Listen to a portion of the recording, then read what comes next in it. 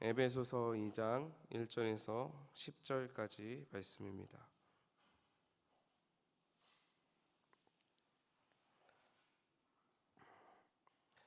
함께 교독하신 후에 마지막 절은 합독하도록 하겠습니다.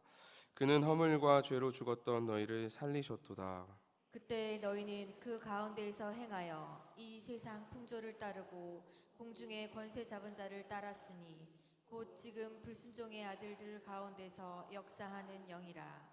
전에는 우리도 다 그 가운데서 우리 육체의 욕심을 따라 지내며 육체와 마음에 원하는 것을 하여 다른 이들과 같이 본질상 진노의 자녀였더니 긍휼이 풍성하신 하나님이 우리를 사랑하신 그 큰 사랑을 인하여 허물로 죽은 우리를 그리스도와 함께 살리셨고 너희는 은혜로 구원을 받은 것이라. 또 함께 일으키사 그리스도 예수 안에서 함께 하늘에 앉히시니 이는 그리스도 예수 안에서 우리에게 자비하심으로써 그 은혜의 지극히 풍성함을 오는 여러 세대에 나타내려 하심이라. 너희는 그 은혜에 의하여 믿음으로 말미암아 구원을 받았으니 이것은 너희에게서 난 것이 아니요 하나님의 선물이라. 행위에서 난 것이 아니니 이는 누구든지 자랑하지 못하게 함이라. 함께 읽겠습니다. 우리는 그가 만드신 바라 그리스도 예수 안에서 선한 일을 위하여 지으심을 받은 자니 이 일은 하나님이 전에 예비하사 우리로 그 가운데 행하게 하려 하심이라. 아멘. 오늘은 은혜를 흘려보내는 교회라는 제목을 가지고 여러분과 함께 말씀을 나누도록 하겠습니다.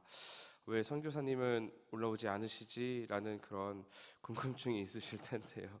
네, 선교사님은 이제 저녁 예배 때 말씀을 전해 주실 것이고요.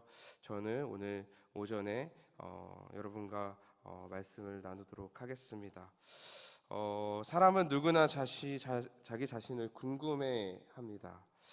내가 누구인지, 나는 어떤 사람이고 어떤 존재인지 자기 정체성에 대해서 알고 싶어하고 궁금해한다고 합니다. 그래서 많은 사람들은 내가 누구인지를 확인하려고 다양한 시도들을 하는데요. 어떤 사람은 지식적인 접근을 해서요, 연구 결과나 관련 서적들을 찾아보며 자신을 찾아갑니다. 또 어떤 사람은 샤머니즘적인 접근을 해서 점집에 가서 사주팔자를 보기도 하죠. 도대체 내 인생이 왜 이런지, 대체 내 인생은 왜 이렇게 살아가야 하는 것인지 알기 위해서 말이죠. 또 어떤 사람은 타인의 도움을 받아서 자신을 알고자 노력하기도 합니다. 상담을 받거나 또 신뢰할 만한 사람에게 자신에 대해서 물어보기도 하죠. 예를 들어서 자신을 오랫동안 봐왔던 지인을 찾아가서 그에게 나는 어떤 사람인지 묻기도 하고요. 또는 존경하는 그런 은사님을 찾아가기도 하고, 또 전문가의 강의를 참석해서 그곳에서 지식을 통해서 내 자신을 찾아가는 그런 노력을 합니다. 이처럼 참 많은 사람들은요, 내가 누구인지 알고 싶어하고 내가 누구인지를 확인하려고 한다라는 거죠. 최근 저희 첫째 아들이 인생 최대의 위기를 맞이했습니다. 아시는 분들은 아시겠지만 제 첫째 아들이 3살이거든요. 이 3살 인생에 엄청난 위기를 맞이했어요. 어떤 위기냐 하면요, 동생이 태어났습니다. 네. 그동안은 부모님의 사랑과 관심을 독차지했었잖아요.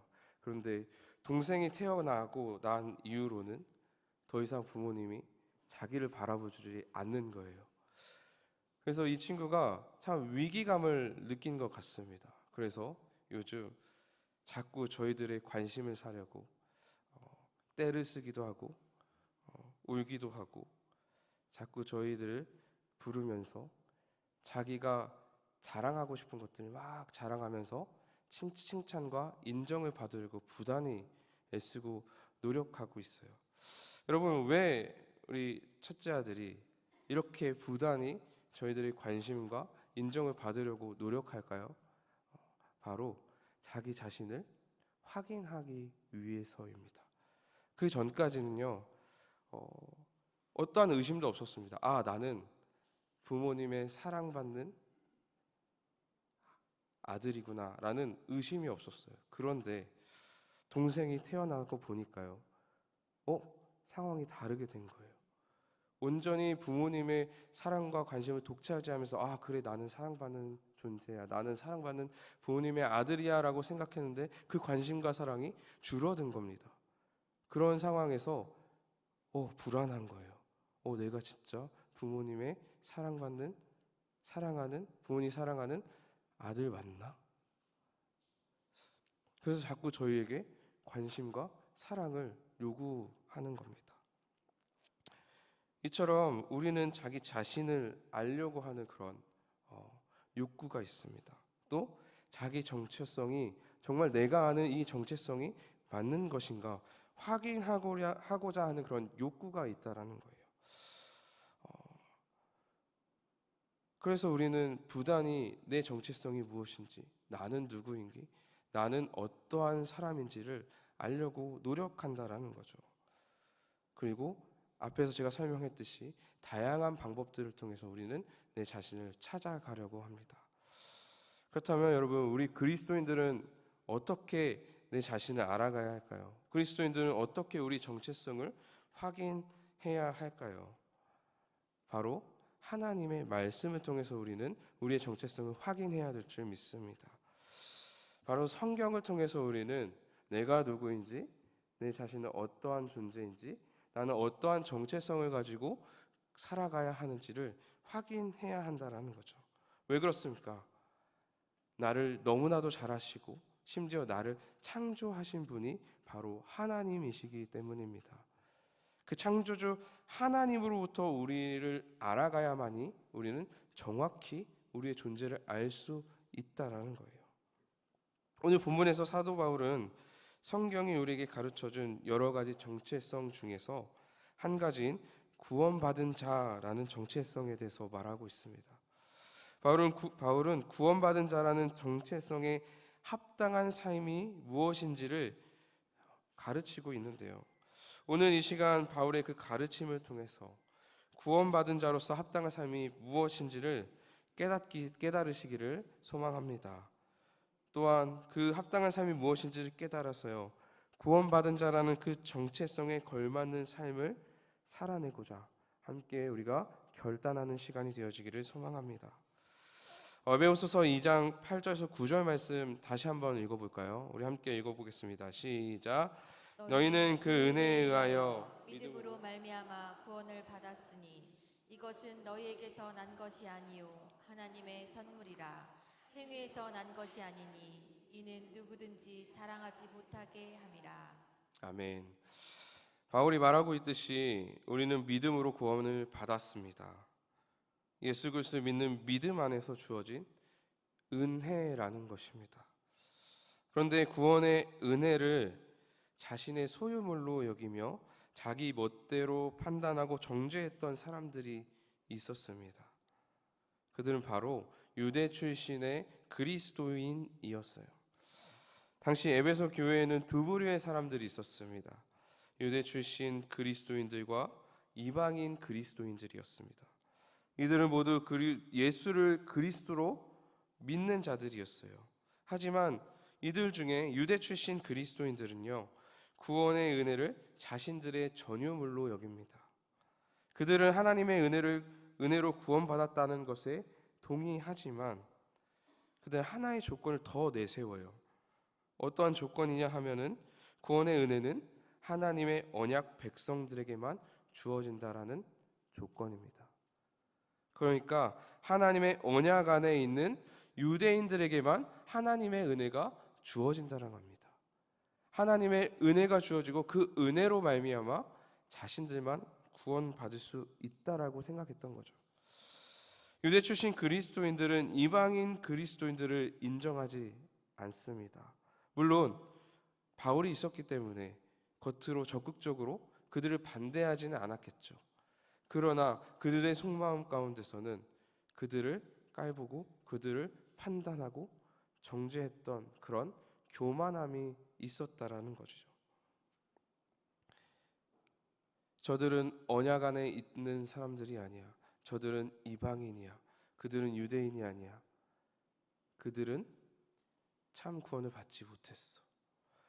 이러한 교만한 마음으로 이방인 그리스도인들을 바라보며 정죄하고 판단했다라는 것이죠.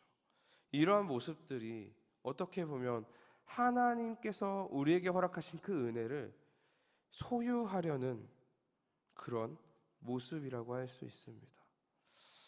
구원의 은혜를 소유하려는 그 교만은요, 당시 유대 출신 그리스도인에게만 있었던 것은 아니에요. 오늘날 우리에게도 여전히 남아 있습니다. 구원의 은혜를 누리면서 정작 은혜를 어떻게 하는 겁니까? 베풀지 않는 겁니다. 우리 모두는 은혜를 받은, 하나님의 은혜의 수혜를 받은 그런 은혜 입은 수혜자들입니다. 그럼에도 불구하고 어떻게 하는 겁니까? 나의 것으로만 여기고 나만 누리려고 한다라는 거예요.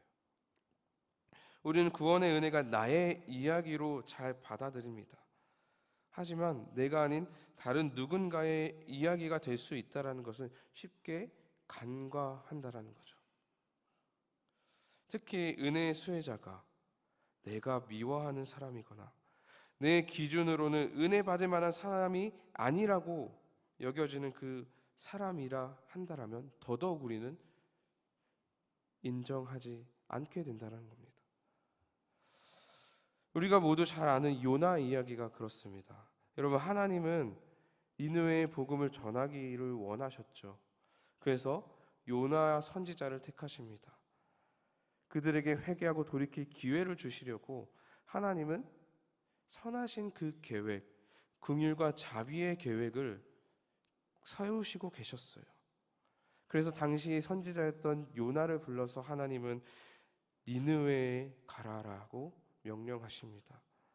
요나야, 네가 가서 그곳에 나의 은혜와 자비와 긍휼을 선포해라. 여러분, 그랬더니 요나는 어떻게 했습니까? 요나는 오히려 니느웨의 반대편으로 향합니다. 하나님의 명을 거역하고 다시스로 떠나는 배를 타게 되죠. 요나가 생각하기에는 하나님의 은혜가 니느웨에게 합당하지 않다라고 생각했던 거예요. 하나님 무슨 말입니까? 이들은 너무나도 악한 존재들입니다. 어떻게 그들에게 은혜가 있을 수 있겠습니까? 어떻게 그들에게 자비를 베푸십니까? 아닙니다. 이것은 옳지 못합니다. 하나님께서 당신께서 잘못 생각하신 거예요. 저는 당신의 영광을 위해서 다시스로 떠나겠습니다. 겉으로는 하나님을 위한다고 말을 하지만 전혀 하나님의 뜻을 따르지 않는 요나의 모습을 우리는 모두 다 기억합니다. 그러나 여러분, 하나님은 어떻게 하셨습니까? 아, 그래 요나야, 너의 말이 맞는 것 같아. 이들은 너무 악한 존재인 것 같아. 내가 긍휼을 베풀고 자비를 베풀고 은혜를 베풀 만한 존재들은 아닌 것 같아. 너가 옳다. 그래, 너의 뜻을 따르마 라고 하셨습니까? 아니죠. 다시스로 가는 배를 뒤흔드십니다. 요나는 물고기에 3일 동안 있었죠. 그런 갖가지 고난과 역경들을 통해서 다시 요나를 니느웨로 향하게 만드십니다. 하나님의 강권적인 개입을 통하여서 하나님은 그 뜻을, 그 계획을 이루어가고 싶으신 거예요. 여러분, 여기서 생각해 볼 것은 그만큼 하나님은 니느웨를 향한 사랑이 크셨다라는 겁니다.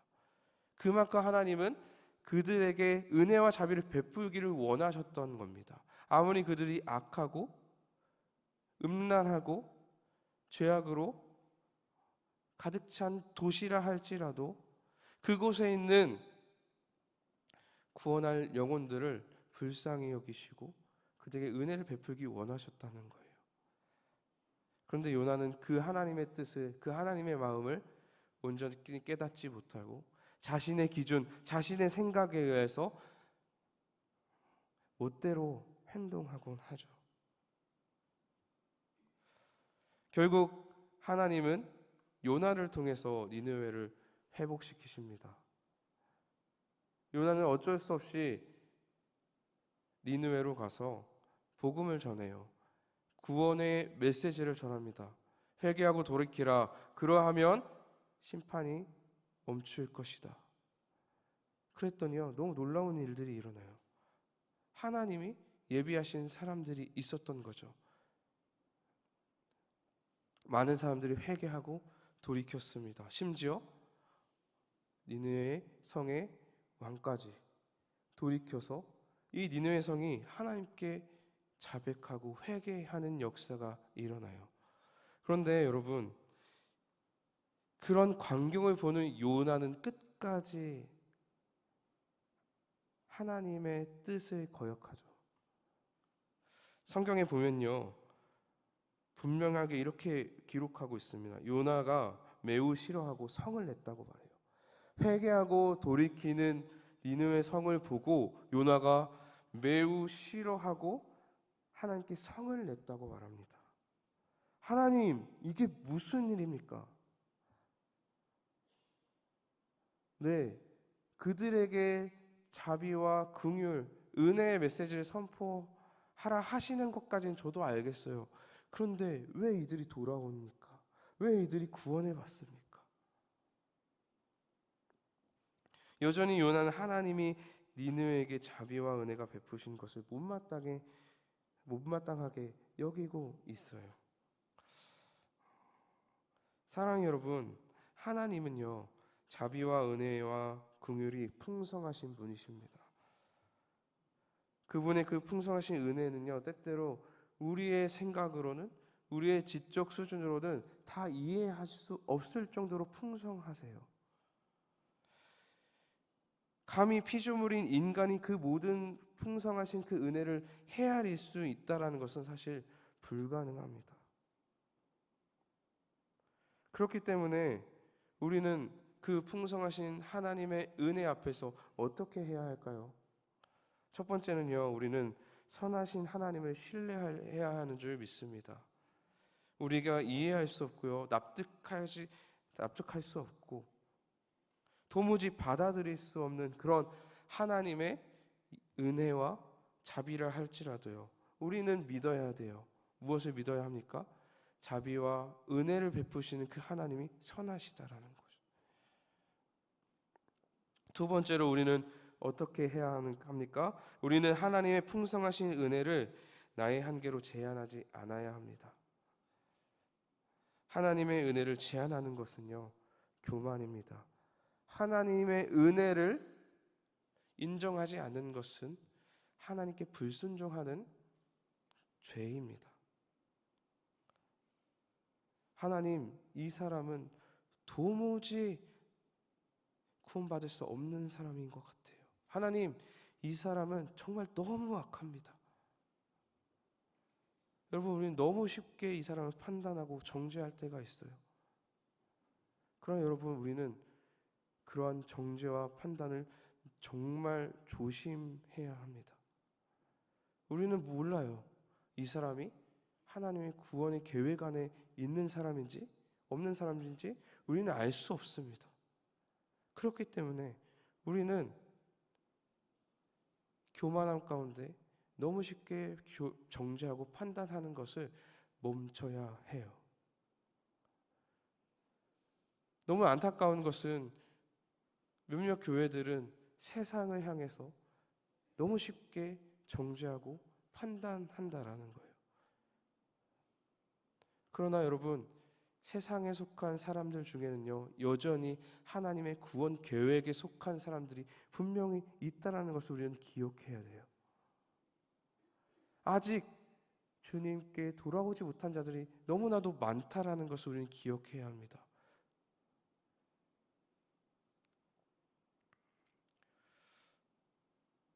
그래서 우리는 그들을 향해서 우리는 어떻게 해야 합니까? 우리는 정죄하고 판단하기보다는요, 그들을 위해서 기도해야 할 줄 믿습니다. 그들에게 하나님의 은혜가 닿기를, 그들에게 하나님의 긍휼하심이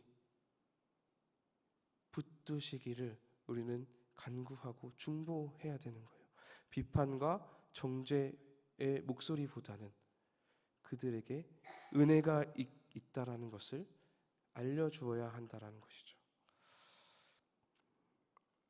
오늘 본문을 보면 사도 바울은 그리스도의 정체성을 세 가지로 구분해서 설명하고 있습니다. 저는 이 세 가지의 정체성을 질문으로 한번 바꿔보았는데요. 함께 띄워봐 주시겠습니까? 네, 그리스도의 정체성을 묻는 질문입니다. 첫 번째 질문은 나는 누구였는가? 그리고 두 번째 질문은 그리스도 안에서 나는 누구인가? 그리고 마지막 세 번째는 나는 어떻게 살아야 하는가입니다. 가장 먼저 나는 누구인가? 나는 누구였는가라는 그런 질문입니다. 여러분, 우리는 누구였습니까? 오늘 말씀에 보면 허물과 죄로 죽었던 진노의 자녀였다고 사도 바울은 말합니다. 우리 모두 또한 진노의 자녀였다라는 겁니다. 우리 모두 또한 육신의 정욕을 따르는 세상에 속한 사람들이었다라는 거예요. 우리 에베소서 2장 2절에서 3절 말씀 함께 읽어볼까요? 함께 읽겠습니다. 시작. 그때 너희는 그 가운데에서 행하여 이 풍상풍조를 따르고 공중의 권세 잡은 자를 따랐으니 지금 순종의 아들들 가운데서 역사하는 영이라. 전에는 우리도 다 그 가운데 우리 육체의 욕심을 따라 지내며 육체와 마음에 원하는 것을 하여 다른 이들과 같이 본질상 진노의 자녀였더니. 아멘. 바울은 우리가 세상의 풍조를 따르고 사탄의 유혹을 따르며 육체를 따랐던 죽었던 존재였다라고 분명하게 말하고 있습니다. 생명이신 하나님과의 그 관계가 단절됨으로 죽음 가운데 있었던 존재였다라는 거예요. 그런데 우리는 이 사실을 너무나도 까마득하게 잊고 살아갈 때가 참 많습니다. 여러분, 내가 죄인이었다라는 그 사실에 파묻혀서도 안 되지만요, 내가 죄인이었음을 잊고 사는 것도 문제가 됩니다. 왜 그렇습니까? 내가 죄인이었다라는 사실을 잊으면요, 은혜가 은혜로서 여겨지지 않기 때문이에요. 내가 구원받았고 내가 하나님의 은혜로 하나님의 자녀가 되었구나라는 그 감격을 잃어버리기 때문이에요. 그래서 우리는 늘 내가 이전에 어떻게 살아왔고 내가 이전에 어떠한 존재였는가를 기억할 필요가 있습니다. 그래서 그리스도의 정체성 첫 번째는 무엇입니까? 내가 누구였는가를 아는 사람입니다. 두 번째 질문입니다. 그리스도 안에서 나는 누구인가예요. 여러분, 그리스도 안에서 우리는 누구입니까? 그리스도 안에서 나는 새로운 피조물이자 하나님의 자녀입니다. 우리 에베소서 2장 4절에서 6절 말씀 함께 읽어볼까요? 함께 읽겠습니다. 시작. 긍휼이 풍성하신 하나님이 우리를 사랑하신 그 큰 사랑을 인하여 허물로 죽은 우리를 그리스도와 함께 살리셨고 너희는 은혜로 구원을 받은 것이라. 또 함께 일으키사 그리스도 예수 안에서 함께 하늘에 앉으시니. 허물과 죄로 죽었던 우리를 하나님은 가만두지 않으세요. 외면하지 않으십니다. 여러분, 왜 그러셨을까요? 하나님은 왜 죄인이었던 우리를 그저 방치해두지 않으시고 우리에게 자비와 은혜를 베푸셨던 것일까요? 사도 바울은 분명하게 말하고 있습니다. 우리를 사랑하셨기 때문이라고. 우리를 너무나도 사랑하셨기 때문에 우리를 가만 놔두지 않으셨던 거예요. 마치 하나님께서 니느웨를 포기하지 않으셨던 것과 마찬가지입니다. 그렇게 우리를 사랑하심으로 하나님은 우리를 살리셨고 일으키셨으며 하늘에 앉히셨습니다. 여기서 여러분, 살리신 것은 무엇을 의미합니까? 구원을 의미합니다. 그리고 일으키신 것은 무엇을 의미할까요?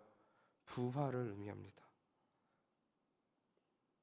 그러니까 여러분, 구원하실 뿐만 아니라 우리를 어떻게 하신 겁니까? 새로운 피조물로 다시 거듭나게 하셨다라는 거예요.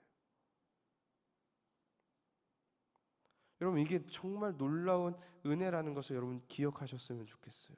여러분, 우리가 만약에 구원만 받았다면 여러분, 우리는 이 땅에서 정말 너무나도 괴롭게 살아갈 수밖에 없어요. 왜 그렇습니까? 여전히 우리의 육체가 육신을 따르는 죄성 가운데 있기 때문이에요. 그런데 하나님께서 우리에게 거듭남의 은혜를 또한 주셨다는 거예요. 그리스도 예수 안에서 우리는 새로운 피조물로 다시 태어날 수 있는 놀라운 기적의 역사를 우리에게 허락하셨다는 겁니다. 이 거듭남의 은혜를 경험하고 하나님 주님 안에서 거듭나게 된 자들은요, 육신의 정욕을 따르지 않는 은혜를 누리게 됩니다.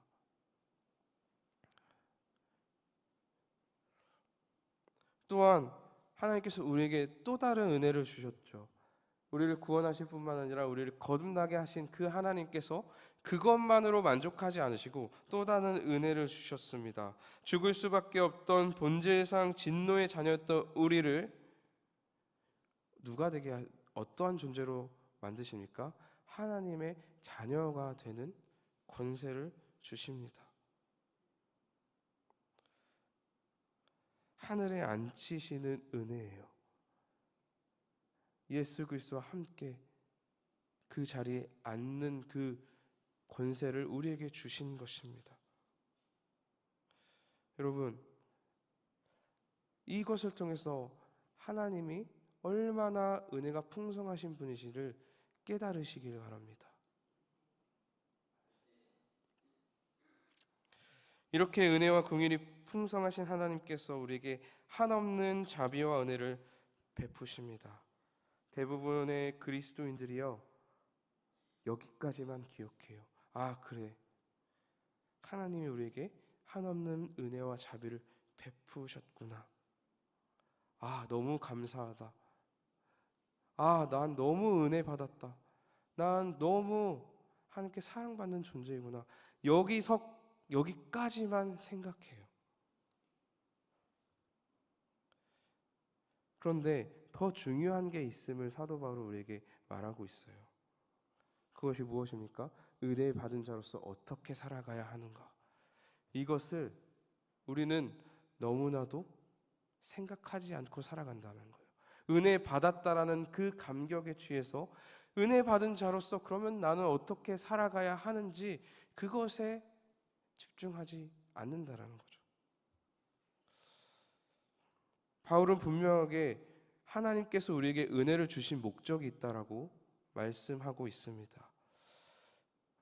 세 번째 질문이죠. 나는 어떻게 살아야 하는가? 여러분, 우리는 은혜 받은 자로서 어떻게 살아가야 할까요? 바로 하나님의 은혜를 나타내며 살아야 한다고 바울은 말합니다. 에베소서 2장 7절 말씀 함께 읽어보겠습니다. 시작. 이는 그리스도 예수 안에서 안에서 우리에게 자비하심으로써 그 은혜의 지극히 풍성함을 오는 여러 세대에 나타내려 하심이라. 아멘. 그 은혜의 지극히 풍성함을 오는 여러 세대에 나타내려 하심이라. 그 은혜의 지극히 풍성함을 너희가 누리게 하심이라 라고 말하지 않았습니다. 오는 여러 세대라고 분명하게 바울은 말하고 있어요. 여러분, 이것은 무엇입니까? 하나님이 우리에게 주어진 그 은혜는 나만 누리는 것이 아니라는 거예요. 하나님이 우리에게 부어주신 그 은혜는 나만 누리는 것이 아니라 흘려보내야 한다는 것을 말하고 있는 것입니다. 여러분, 우리에게 주어진 은혜가 어디를 향하고 있는지 우리는 주목해 볼 필요가 있습니다. 우리에게 주어진 은혜가 나에게 향하고 있는 것이 아닙니다. 나에게 주어진 그 은혜는요, 나를 통하여서 어디로 향하고 있습니까? 오는 여러 세대를 향하고 있습니다. 이 말은 무엇입니까? 계속돼서 이 땅 가운데 살아갈 그런 모든 세대를 의미합니다. 모든 열방을 의미합니다. 하나님은요, 모든 열방이 은혜를 입어 구원받기를 원하신다라는 거예요. 누구를 통해서요? 이미 은혜 받은 여러분들을 통해서입니다. 내 자신을 통해서 은혜를 받기 원하시는 거죠. 그래서 여러분, 은혜를 입은 우리 모두는요, 사명이 있어요. 책임이 있습니다. 그것이 무엇입니까? 은혜 받은 자로서 은혜를 나타내야 하는 사명입니다. 그런데 우리는 이 사명을 너무나 잊고 살아간다는 거예요. 여러분, 이 세 가지 질문을 통해서 우리는 그리스도의 정체성이 무엇인가를 돌아볼 수 있습니다. 나는 누구였습니까? 우리는 허물과 죄로 죽었던 죄인입니다. 죄인이었습니다. 그러면 나는 그리스도 안에서 어떠한 존재입니까? 그리스도 안에서 은혜로 인하여 구원받아 새 생명을 얻고 거듭남으로 하나님의 자녀가 된 존재입니다. 그렇다면 우리는 그 은혜를 받은 자로서 어떻게 살아가야 합니까? 그리스도인은 받은 은혜를 삶으로 나타내며 오고 오는 그 세대들에게 하나님의 은혜를 전하는 삶을 살아가는 자들입니다. 여러분, 이것이 바로 그리스도인의 정체성입니다. 내가 죄인이었던 것을 기억하며 은혜로 구원받았고 은혜로 하나님의 자녀가 되었다는 사실을 기억하며 또 그 은혜를 주신 그 목적이 은혜를 나타내기 위함을 기억하며 살아가는 자들, 그러한 자들이 그리스도인이고 바로 저와 여러분 되기를 소망합니다. 그리스도인은 은혜를 소유함으로써 자신이 그리스도인임을 증명하는 사람이 아닙니다. 여러분, 우리는 무언가를 소유함으로써 내가 내 자신을 증명하려고 하죠.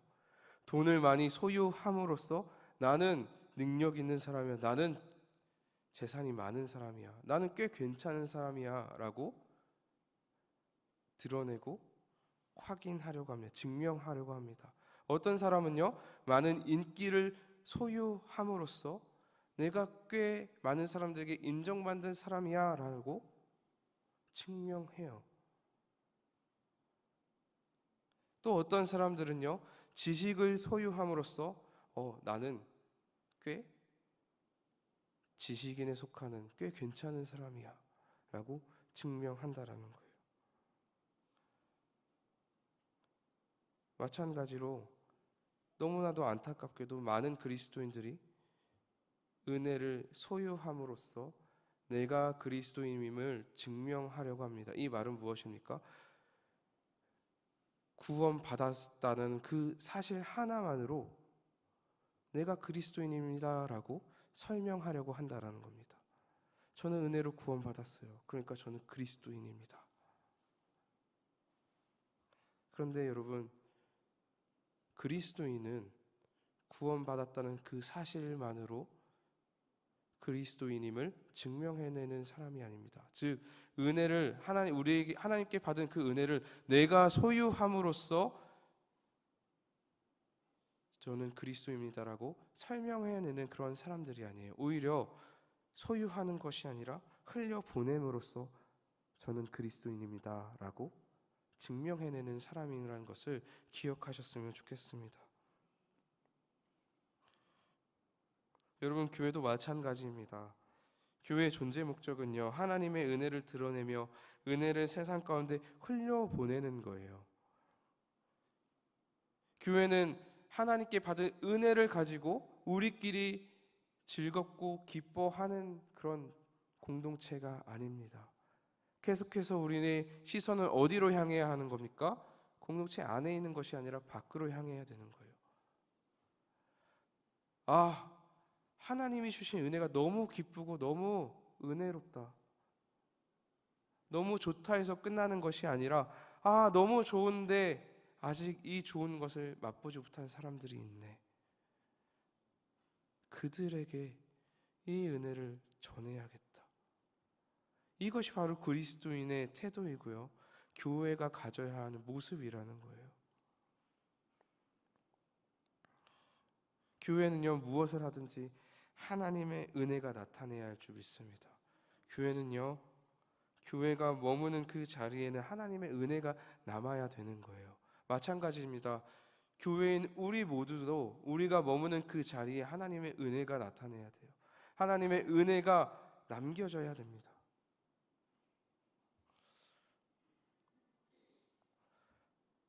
그렇다면 여러분, 우리는 어떻게 받은 은혜를 흘려보낼 수 있을까요?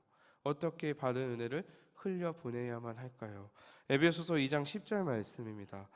우리 함께 읽을까요? 시작. 우리는 그가 만드신 바라 그리스도 예수 안에서 선한 일을 위하여 지으심을 받은 자니 이 일은 하나님이 전에 예비하사 우리로 그 가운데서 행하게 하려 하심이라. 아멘. 여러분, 우리의 존재 목적을 뭐라고 말하고 있다고 했죠? 예수 그리스도 안에서 선한 일을 위해 지음받은 존재래요. 여러분, 이 선한 일이 무엇입니까? 그 가운데서 행하는 것, 하나님 가운데서 행하는 것이 바로 선한 일입니다. 하나님이 우리를 지으시고 우리를 구원하셔서 새로운 피조물로 거듭나게 하신 목적이 그리스도 안에서 선한 일을 하기 위함이라는 거예요. 그래서 여러분, 우리는 선한 일을 행함으로 그 은혜를 흘려보낼 수 있습니다.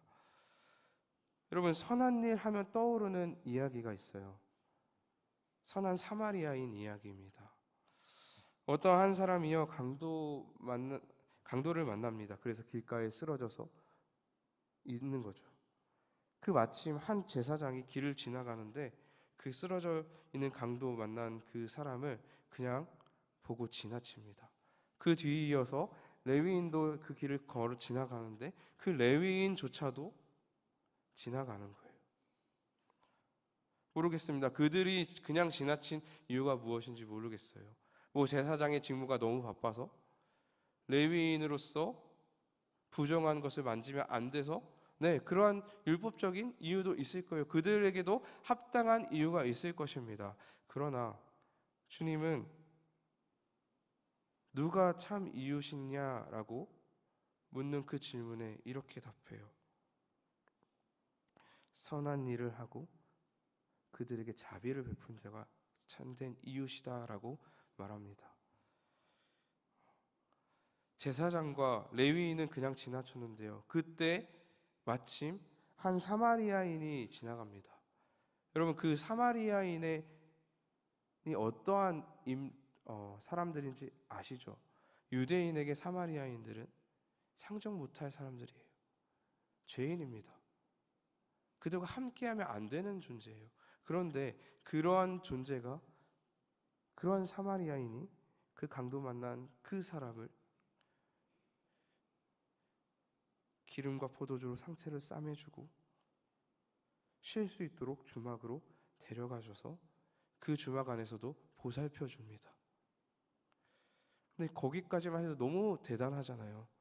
그런데 본인은 곧바로 떠나야 했던 것 같아요.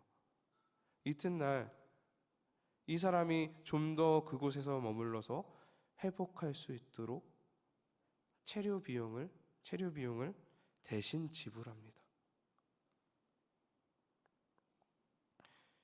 예수님이 말씀하시기를 이들 중에 이웃은 제사장도 아니요 레위인도 아니요 그들이 멸시하는 사마리아인이라고 분명하게 말씀하세요. 은혜와 자비를 베푸는 자가 참된 이웃이다. 여러분, 이 이야기의 핵심은요, 선한 일은 예배를 빠지지 않는 것, 헌금을 잘하는 것이 아니라는 거예요. 선한 일은 봉사를 열심히 하는 것이 선한 일이 아니라는 겁니다. 기도를 열심히 해서 하나님께 정말 열정적으로 기도하는 것이 선한 일이 아니라는 거예요.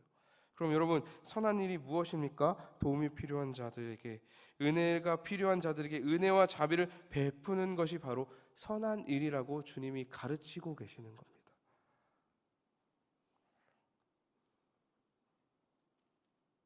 여러분, 또한 마태복음 18장에 보면요, 만달란트 빚진 자와 100데나리온 빚진 자의 비유가 나오죠.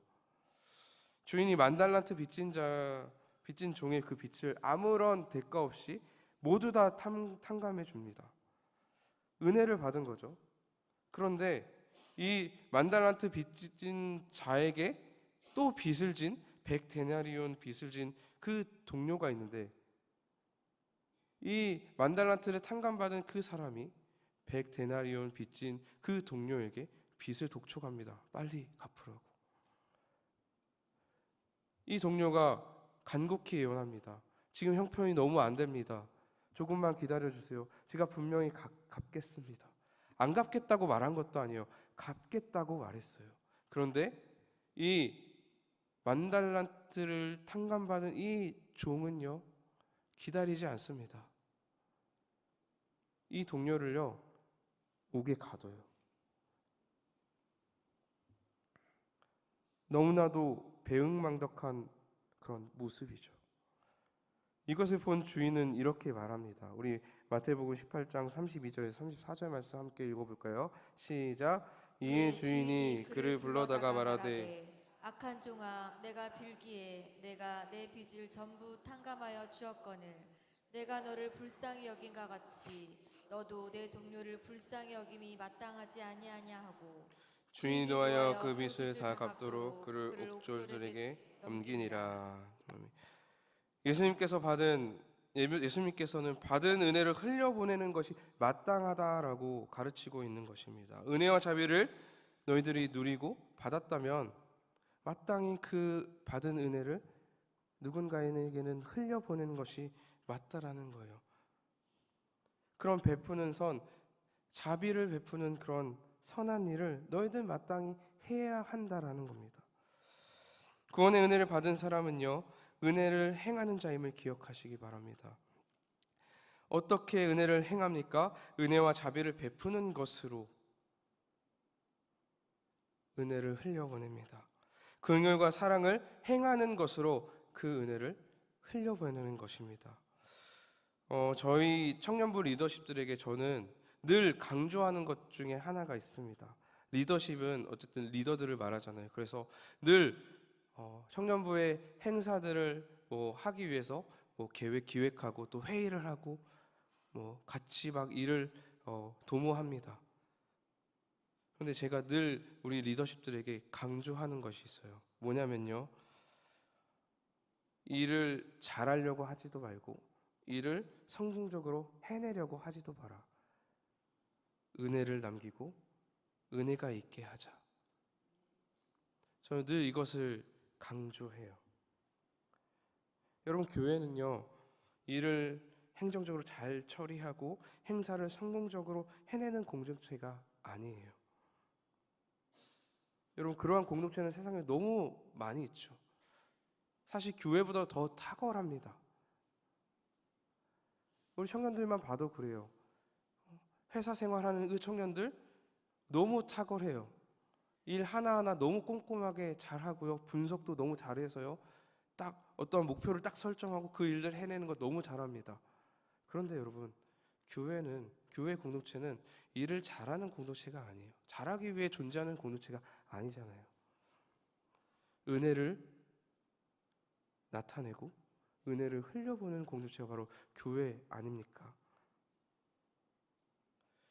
세상에 너무나도 탁월한 공동체가 많지만 그들과 교회가 다른 점이 있어요. 그것은 바로 탁월함이 아니라 은혜라는 거예요.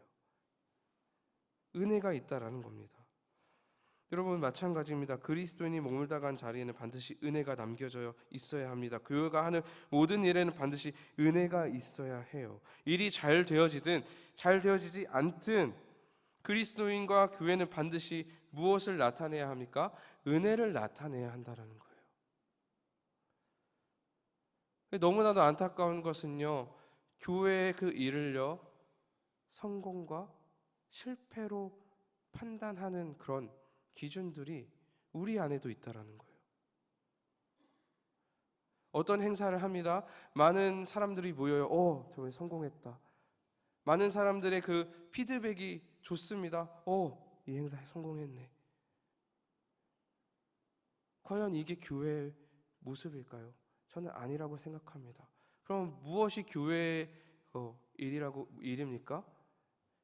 그 행사가 많은 사람들이 모이지 않더라도 그 행사가 잘 이루어지지 않더라도 그 안에 은혜가 있다면, 그 은혜가 있다면 그 일은 교회로서 그 사명을 감당한 것입니다.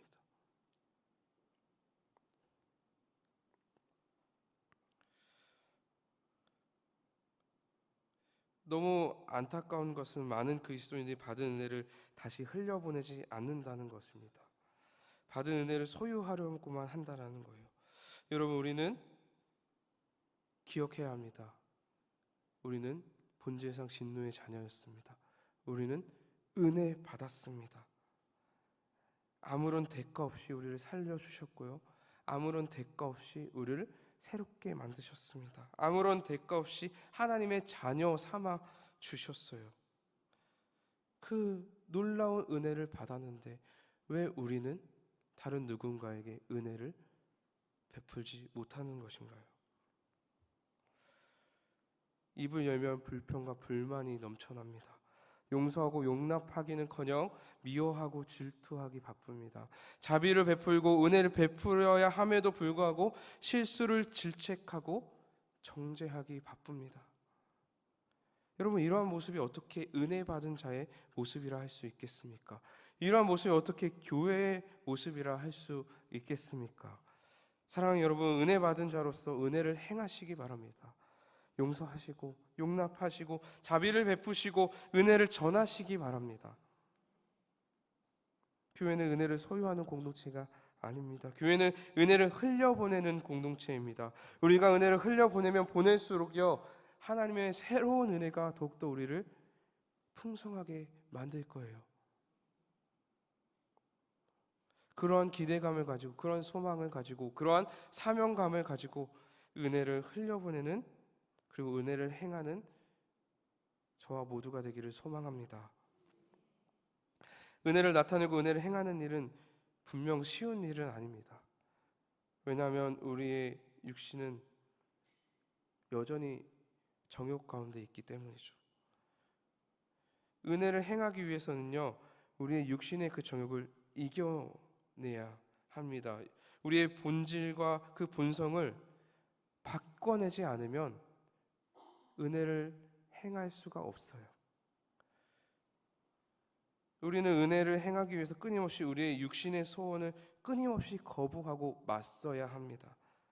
그러나 여러분, 이 일, 육신의 소욕과 육신을 따르는 그 일을 맞서는 일은요, 우리의 힘으로 온전히 감당할 수 있는 일이 아니에요. 왜 그렇습니까? 이 일의 배후에는 누가 있기 때문입니까? 공중 권세 잡은 사탄이 있기 때문에 그래요.